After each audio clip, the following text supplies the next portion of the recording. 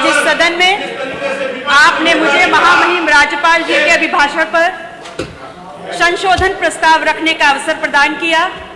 इस बाबत मैं आपकी और पूरे सदन की आभारी हूं। इन्वेस्टर समिट और ग्लोबल इन्वेस्टर समिट के नाम पर ये तमाम घोषणाएं महज एक छलावा है।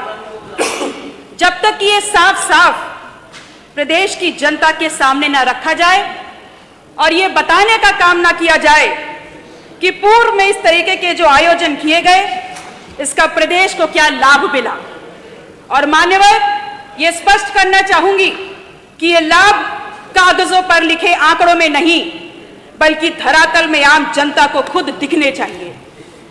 सरकार यदि उद्योगों को बढ़ावा देना चाहती है और बढ़ावा देने की नीयत अपनाती है, नीति अपनाती है, तो मुझे इससे कोई गुरेज नहीं है। लेकिन इसमें वो उद्योग करने का, लगाने का, वो व्यवसाय करने का अवसर प्राथमिकता के आधार पर उत्तर प्रदेश, मेरे प्रदेश के नौजवानों को मिलना चाहिए। ये तो एक तरीके की ठगी हुई मान्यवर कि रोजगार के नाम पर मेरे प्रदेश के नौजवानों को इस प्रदेश का पैसा खर्च करने के बाद, विज्ञापन देने के बाद, एडवर्टीजमेंट करने के बाद, शोर शराबा करने के बाद सिर्फ मजदूरी करने का अवसर दिया जा रहा है। मैं कल से इस सदन में हो रही चर्चा को सुन रही हूं। बहुत से माननीय सदस्यों ने अपनी बात को रखने का काम किया और इस दौरान मैंने अपने एक सम्मानीय सदस्य की बात सुनी जिन्होंने छाती पीट पीट कर स्कूल चलो अभियान का बखान किया। उन्होंने बताया कि स्कूल चलो अभियान के अंतर्गत लगभग 1.64 लाख शिक्षकों का चयन और तैनाती की गई। कृपया पीछे ना बात करें। बताना चाहती हूं कि आप ये बताइए, ये मजाक आप क्यों कर रहे हैं? आप ये क्यों नहीं बता रहे कि आपके सरकारी स्कूलों में पढ़ने वाले बच्चों की संख्या किस अनुपात में घट रही है? आप ये क्यों नहीं बता रहे कि जिन स्कूलों में तैनाती की है वहां की आधारभूत संरचना क्या स्कूल कहलाने की गरिमा के लायक है? कहीं दीवार नहीं है, कहीं बिजली नहीं है, मेज कुर्सी नहीं है, शौचालय नहीं है, पानी नहीं है। और जब मैंने स्वयं सरकार से इस प्रश्न को किया तो सरकार की तरफ से बड़ा ही निर्लज्जता भरा जवाब आता है कि हमारे पास मेज कुर्सियों के लिए बजट नहीं है। जिधर नजर डालो इस अभिभाषण में सब कुछ हास्यास्पद है। ऐसा लग रहा है कि सरकार प्रदेश की लोगों की तकलीफों को, उनके भविष्य को और उनके पूरे जीवन के लिए गंभीर ही नहीं है। वो लोगों की भूख, गरीबी, अशिक्षा, बेरोजगारी का मजाक उड़ा रही है।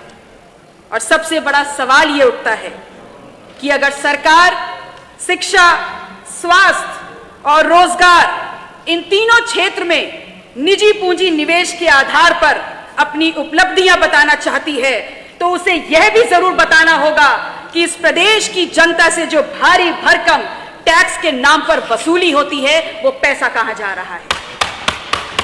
क्यों नहीं ये हमारा पैसा, हमारी गाड़ी कमाई की मेहनत का पैसा हमारे ही स्वास्थ्य, हमारी ही शिक्षा और हमारे ही रोजगार पर खर्च होता है।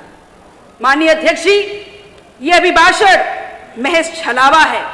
मैं और मेरे साथ यहां समूचा विपक्ष इस तरीके के अभिभाषण को सरकार की अगंभीरता और गैर जिम्मेदार रवैया मानते हैं। इस प्रदेश के एक बड़े हास्य कलाकार, स्वनाम धन श्री राजू श्रीवास्तव जी आज हमारे बीच में नहीं हैं। तो सरकार की इस तरीके की घोषणाएं और बातें सुनने से लगता है कि राजू श्रीवास्तव जी की कमी पूरी कर रहे हैं, प्रदेश की जनता के साथ मजाक कर रहे हैं।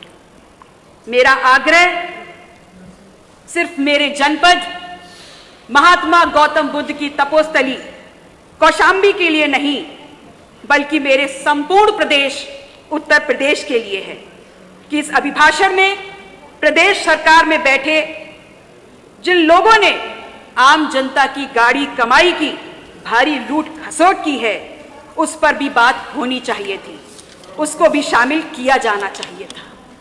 मान्यवर, जब से ये चर्चा शुरू हुई है और हम लोग बीच बीच में उठ करके माननीय पल्लवी जी समाप्त करें जाते हैं, तो इस सदन में चल रही शेरो शायरी की बातें बड़ी आम हो रही हैं।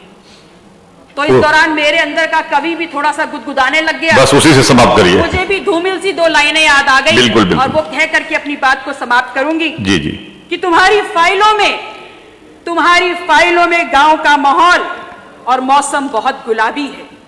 तुम्हारी फाइलों में गांव का माहौल और मौसम बहुत गुलाबी है, लेकिन ये आंकड़े सभी झूठे और ये दावा किताबी है। बहुत बहुत धन्यवाद।